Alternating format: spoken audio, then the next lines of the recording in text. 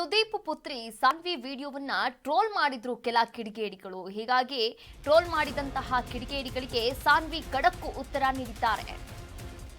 Troll ಮಾಡೋರಿಗೆ ಸಾನ್ವಿ ಖಡಕ್ ಉತ್ತರ.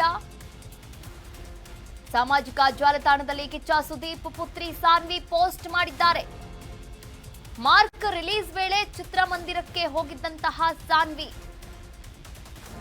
ಸಾನ್ವಿ ವಿಡಿಯೋವನ್ನ ಟ್ರೋಲ್ ಮಾಡಿದಂತಹ ಕೆಲ ಕಿಡಿಗೇಡಿಗಳು ಕೆಟ್ಟದಾಗಿ ಟ್ರೋಲ್ ಮಾಡಿದವರಿಗೆ ಸಾನ್ವಿ ಖಡಕ್ ಪಂಚ್ ಕೊಟ್ಟಿದ್ದಾರೆ. ನನ್ನ ದೇಹ ಚರ್ಚೆಯ ವಿಷಯವಲ್ಲ ಅಂತ ತಿರುಗೇಟನ್ನ ಕೊಟ್ಟಿರುವಂತದ್ದು. ನಿಮ್ಮ ಅಭಿಪ್ರಾಯವನ್ನ ಬೇಕಾದ್ರೆ ನಾನು ಆಲಿಸುತ್ತೇನೆ.